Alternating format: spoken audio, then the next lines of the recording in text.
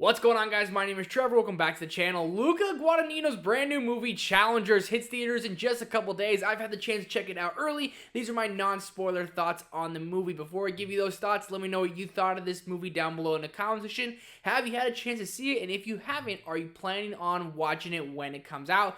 It's a spicy movie. Got lots of things to say about it. Hit that like button, subscribe button, notification bell. Let's hop into Challengers. Can I just say it?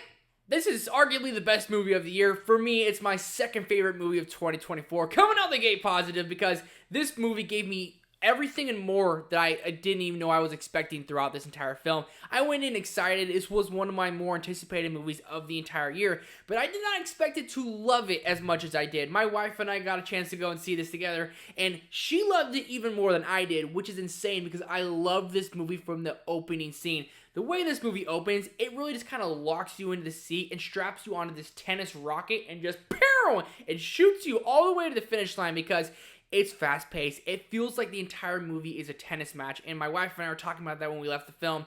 It feels like a metaphor for how this story is told, that the movie is told in the way of a tennis match because it's going back and forth from past time to present time. It keeps going back and forth, and it does it quite often throughout the film. And in the beginning, I was like, is this how it's going to totally be? But then I started thinking, it feels like it's tennis. It's going back and forth and back and forth. And I just thought that was brilliant storytelling at that point. The cast in this movie, Zendaya, put her in everything. I absolutely love her. And you honestly, you love her in this movie. She's kind of mean. I ain't gonna lie to you. But nonetheless, her performance is fantastic. I would say this is the best we've seen Zendaya, and she's been nothing but extraordinary her entire career, especially from Rocky and Shake It Up days. That was my childhood crush right there. But now, in Challengers, she plays the character of Tashi, a competitive, fierce woman who loses out in her career due to an injury, and now she's just trying to basically live her life as a former tennis player through her husband's career, and it's intense, and you feel that intensity throughout it, and you really start to believe that she's only really caring in the world about tennis. Nothing else seems to matter, and it's brutal to watch. It's emotional, and Zendaya captured that performance so beautifully. Josh O'Connor, this dude is funny, and I have not seen him in anything else besides this. I want to see him in a lot more. I was laughing my butt off. He has this awkward way of kind of just communicating with Zendaya throughout this film, and communicating in general. Has this way of smirking and just kind of playing this almost cocky guy in a little bit because he's one of the best tennis players in the world. And Josh O'Connor did a great job. The standout here, in my opinion, Mike Feist. I'm a big Dear Evan Hansen fan.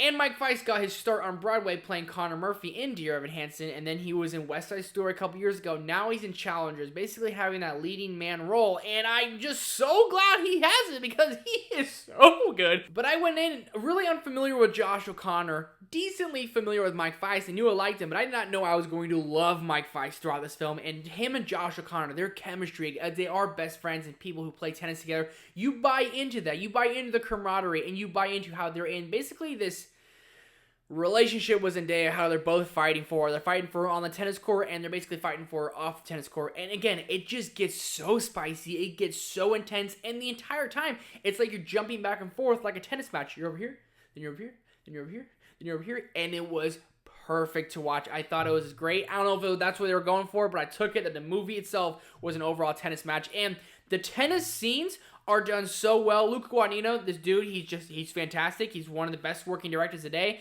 And after this, you see this movie and the way they have certain shot selections and the way the tennis scenes are filmed, it is so intense. It feels like you're literally watching the U.S. Open, and they literally have like a camera on a ball, and it's getting like hit back and forth, and it was all just done so well. The shot selection and cinematography and the way Luca completely grasped this story was nothing short of spectacular.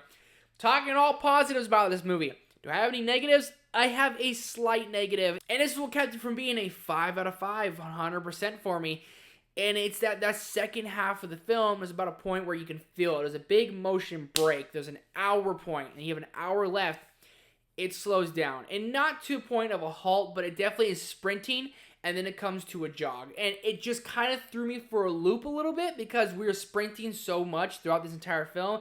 It's so fast-paced, it's so intense, and then it kind of just pulls the rein back a little bit.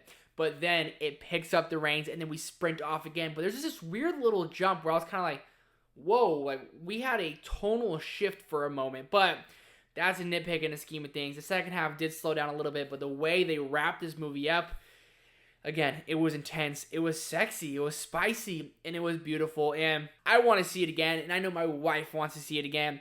Challengers with everything and more I was expecting, because I was expecting to like it, but I was not expecting to love it. It is my second favorite movie of the year, behind another Zendaya movie in Dune Part 2. For Challengers, I'm going a 4.5 out of 5, a 90%. Slowed down a little bit for me in that second half. The more I think about it, though, it doesn't really bother me. I think on rewatch, this would go up even higher. I absolutely love Challengers, everything it had to offer. Those are my non-spoiler thoughts on the movie. Let me know your thoughts on Challengers down below in the comment section. Did you love it? Did you hate it? What did you make of it? Let me know all that down below. Hit the like button, subscribe button, notification bell, and I'll see you guys in the next one.